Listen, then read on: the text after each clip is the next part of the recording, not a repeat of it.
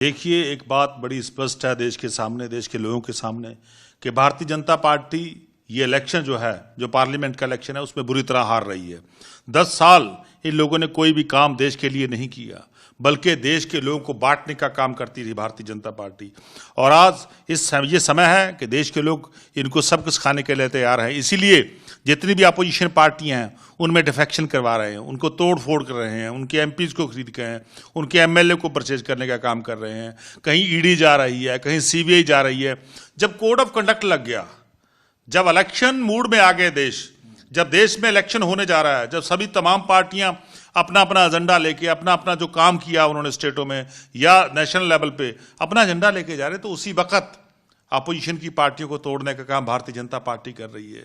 और मैं समझता हूं क्योंकि इनके सामने हार दिखाई दे रही है। इनके इंटरनल सर्वे में, जो भारतीय जनता पार्टी के इंटरनल सर्वे है, उसमें भारतीय जनता पार्टी हार रही है। इसलिए अपोजिशन पार्टी के लोगों को तोड़ रही है, इसीलिए ईडी का दुरुपयोग हो रहा है, इसीलिए सीबीआई का दुरुपयोग हो रहा है। तो मैं समझता हूं भारतीय जनता पार्टी हारेगी और आम लोग जो हैं वो जीतेंगे, क्योंकि जिस संविधान को तोड़ने की कोशिश कर रही हैं वो संविधान हमारे बुजुर्गों ने बनाया था। बाबा साहब भीमराव अम्बेडकर जी ने ये संविधान बनाया, उसको तोड़ने का यत्न भारतीय जनता पार्टी कर रही है। संविधान को खत्म करने का यत्न भारतीय जनता पार्टी कर रही है। और दूसरी तरफ आज देश का लोकतंत्र खतरे में है। देश के लोकतंत्र को बचाने के लिए हमारे नेशनल कन्वीनर अरविंद केजरीवाल जी लड़ाई लड़ रहे हैं। आज उनको झूठे और फर्जी केस में जेल में बंद कर दिया। ऐसे जेल में बंद करने से हम लड़ाई बंद नहीं करेंगे, हम बिल्कुल लड़ाई लड़ेंगे। हम अरविंद केजरीवाल जी के सच्चे सिपाही हैं, मरते दम तक लड़ाई लड़ेंगे और देश का लोकतंत्र को बचाएंगे, देश के संविधान को बचाएंगे। सुशील रिंकू जो अब तीसरी पार्टी में गए हैं, पहले कांग्रेस में थे, अब आप में थे और आप बीजेपी में गए, इन जैसे जो लीडर हैं इनकी कैसे आप समझते आगे? देखिए, जो ऐसे लीडर होते हैं जो हर इलेक्शन में पार्टी बदलते हैं, उनको लोग सबक सिखाते हैं।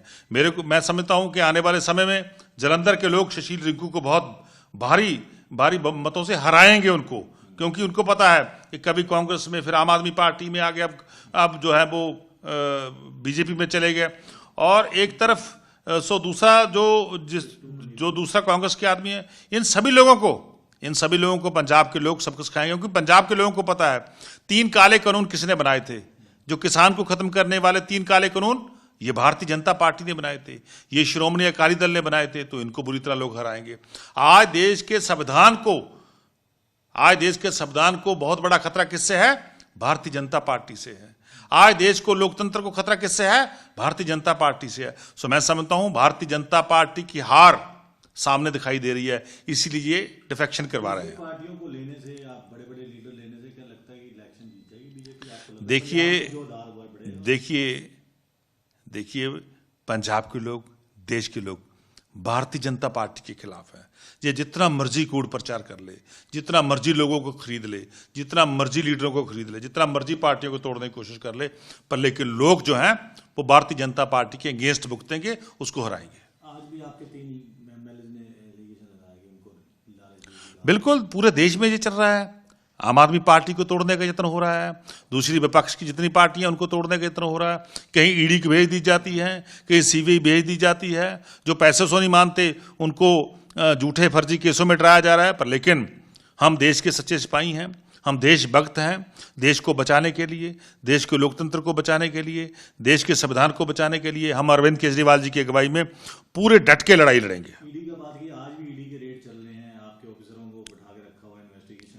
देखिए, पूरे देश में दबा की राजनीति चल रही है कि दबा के लोगों की आवाज को दबा दो। जो बीजेपी के खिलाफ बोलता है उसकी आवाज को दबाने का काम भारतीय जनता पार्टी कर रही है। कहीं ईडी भेज देती है, कहीं सीबीआई भेज देती है। जेलों से बंद करने से देश